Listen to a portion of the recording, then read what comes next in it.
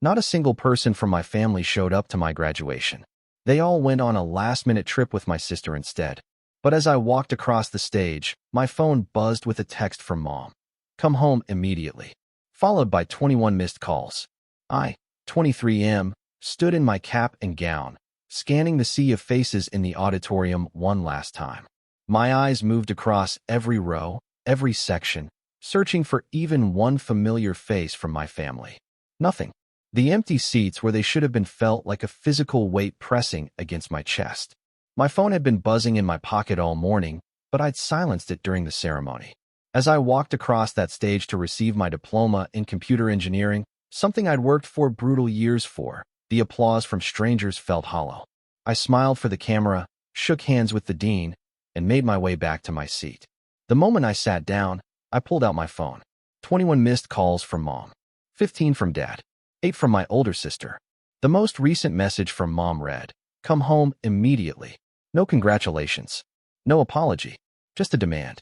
I sat through the rest of the ceremony in a daze. My roommate noticed something was wrong and asked if I was okay. I told him I was fine, just tired. He didn't push it, probably sensing I didn't want to talk about it. After the ceremony ended, I went back to my dorm and changed out of my gown.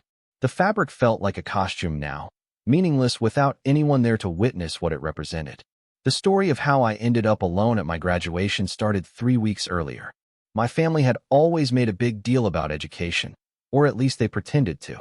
My sister, who was 2 years older than me, had graduated with a marketing degree and now worked at a startup.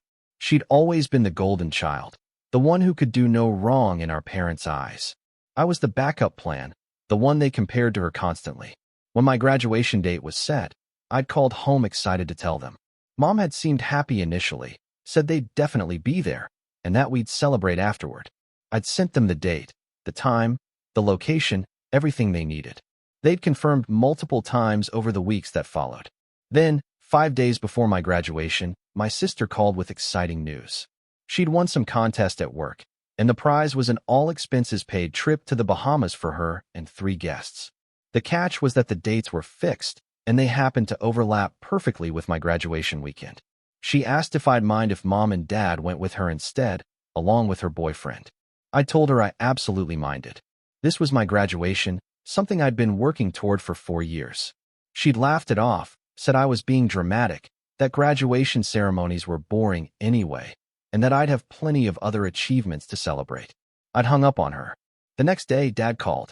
He tried to reason with me, explaining how rare opportunities like this were, how the trip was already booked, and how they'd make it up to me.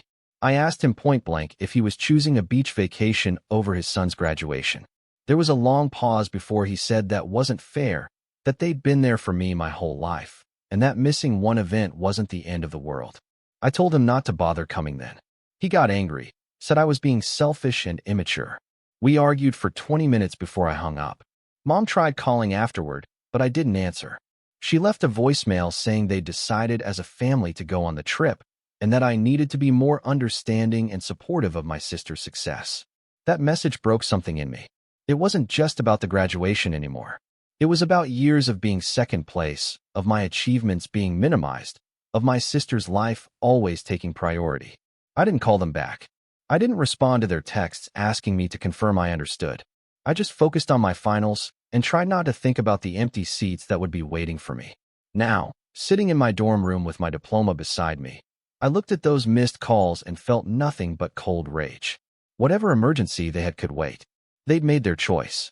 I decided to go get dinner with some friends from my program who'd invited me out to celebrate. I turned off my phone completely and left it in my room. We went to a nice restaurant downtown, the kind of place I rarely spent money on as a student. My friends insisted on paying for my meal, raising toasts to my success, making jokes about finally escaping the prison of academia. For a few hours, I forgot about my family.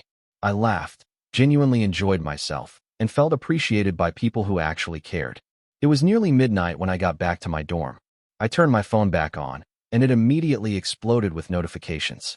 73 missed calls. 42 text messages. The most recent ones were from numbers I didn't recognize. I scrolled through the messages, my stomach tightening with each one. Mom's texts had evolved from demanding I come home to begging me to call her back.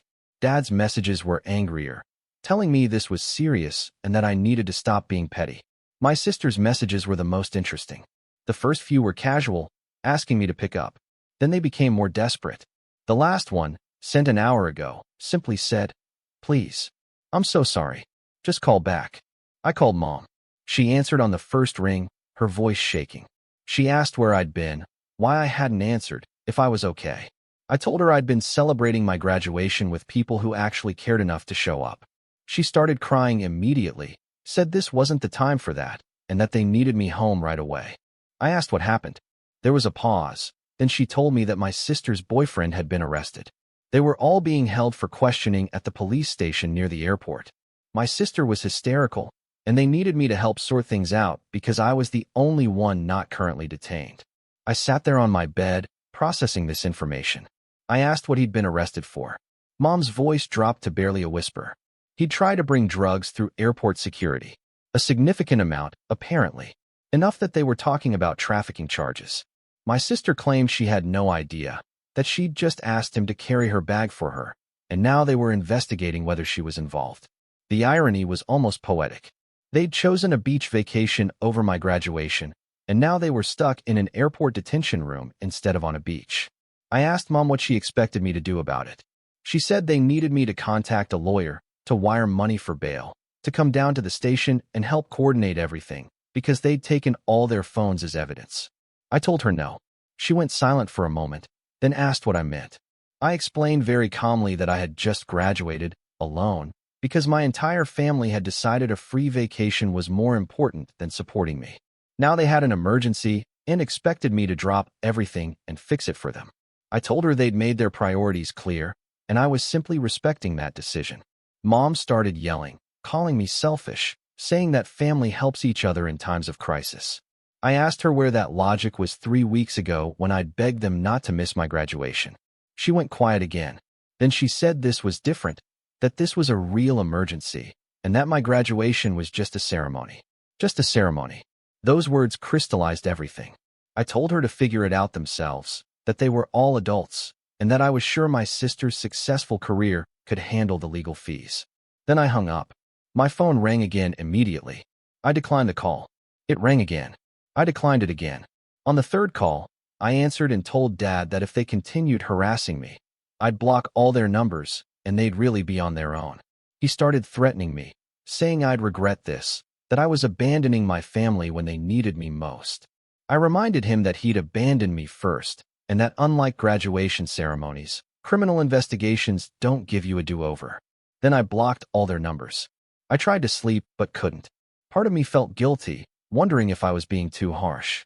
But the larger part of me felt vindicated. They'd shown me exactly how much I mattered to them. Now they were learning what it felt like to be alone when you needed support. Update 1. The next morning, I woke up to emails instead of calls. My extended family had somehow gotten involved. My uncle sent me a long message about family obligations and forgiveness. My aunt called me immature and vengeful.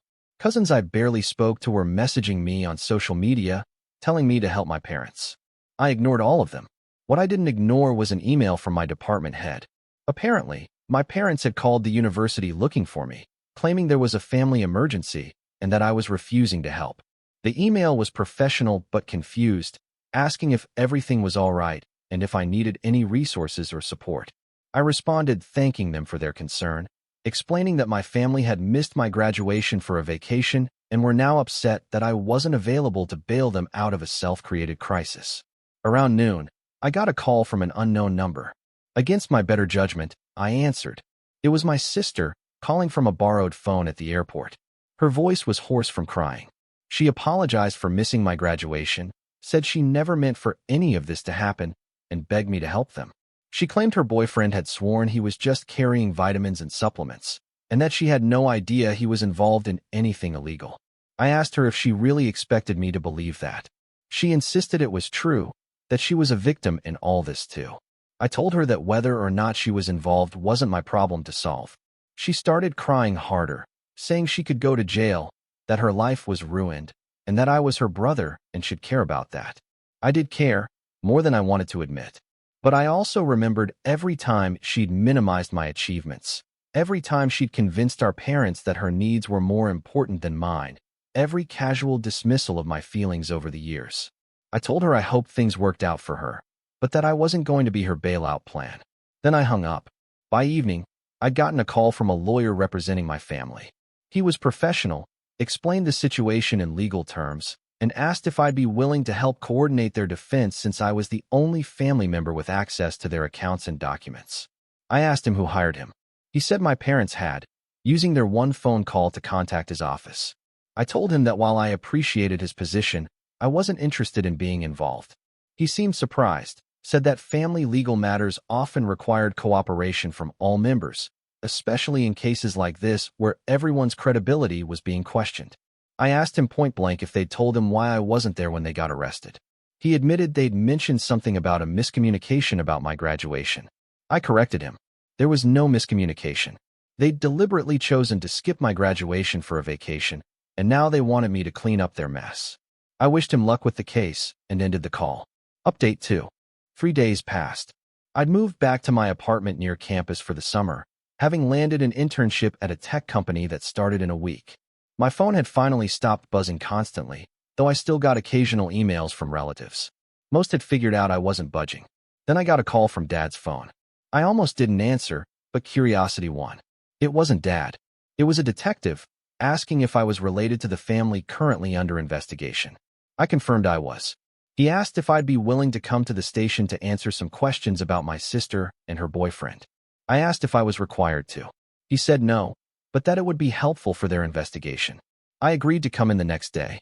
When I arrived at the station, the detective was professional and straightforward. He asked about my sister's relationship with her boyfriend, how long they'd been together, whether I'd ever noticed any suspicious behavior. I answered honestly. They'd been dating for about 8 months. I'd met him maybe 3 times. He'd always seemed normal to me, though I'd never spent much time with him. Then the detective asked about my family dynamics. That's when I realized what this was really about. They were trying to establish whether my sister might have been knowingly involved, and my relationship with my family could provide context for her character. I told him the truth. My sister had always been the favored child, used to getting what she wanted, and not particularly concerned with how her actions affected others. He asked for examples. I told him about my graduation, about how they'd all chosen to go on her vacation instead, about how they'd only contacted me when they needed something from me. He took notes, asked a few follow-up questions, then thanked me for my time. As I was leaving, he mentioned that my parents had been released, but my sister and her boyfriend were still being held pending further investigation. I drove home feeling strange. Part of me felt guilty for potentially making things worse for my sister. But I'd only told the truth. If the truth made her look bad, that was on her, not me. That evening, Dad showed up at my apartment. I don't know how he got my address since I'd moved after blocking his number, but he was standing at my door looking exhausted and angry. He demanded to know what I'd told the police. I let him in, not wanting to have this conversation in the hallway. He immediately started yelling. I'd betrayed my family, made my sister look like a criminal, destroyed any chance she had of getting out of this situation. I let him vent for a few minutes, then calmly asked him if he'd congratulated me on my graduation yet.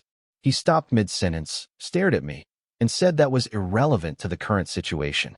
I told him it was entirely relevant. They'd made it clear where I ranked in the family hierarchy. Now they were experiencing what it felt like to need someone who didn't consider them a priority. He called me spiteful and vindictive. I told him I'd learned from the best. Dad asked if I realized my sister might go to prison because I wasn't helping. I asked if he realized I'd walked across that graduation stage completely alone because he'd chosen a beach vacation over his son. He said I needed to get over it. That graduation was one day, but this was my sister's entire future. I told him that was exactly the problem, that my sister's future had always mattered more than mine, and I was done competing for basic parental support. He left after that, slamming the door behind him. I sat in my empty apartment, my diploma hanging on the wall, and felt something shift inside me. I wasn't angry anymore. I was just done. Update 3. A year after the whole incident, my parents invited me to Thanksgiving dinner. I almost said no, but my girlfriend convinced me to give it a chance. She came with me for moral support. The dinner was awkward at first. Everyone was too polite, too careful not to offend me. But as the evening went on, things relaxed. My mother asked about my work. and I gave her a brief overview without going into too much detail. My father talked about his physical therapy and how grateful he was to be alive. My brother brought his wife, and they seemed happier than I had seen them in years. At one point, my nephew asked me what I did for a living. I told him I help businesses solve problems. He seemed satisfied with that answer and went back to playing with his toys. It was nice to be around someone who didn't care about money or status. After dinner, my father pulled me aside. He told me that paying for his surgery had saved his life, but the real gift was the wake-up call. He realized that he had spent too many years measuring success by the wrong standards. He said he was proud of me, not because of my wealth, but because I had built something meaningful on my own terms. It was the first time he had ever said he was proud of me. I didn't know how to respond, so I just thanked him. I drove home that night feeling lighter than I had in months. The anger was gone. The need for revenge was gone. What remained was a quiet understanding that some relationships are worth repairing, even if they'll never be perfect. I still keep my distance. I still maintain my boundaries. But I also show up when it matters. Because at the end of the day, family isn't about being right or proving a point. It's about choosing to stay connected, even when it's hard. And maybe that's the real victory. If you'd like to see more stories like this, a gentle tap on the subscribe button would mean the world to us.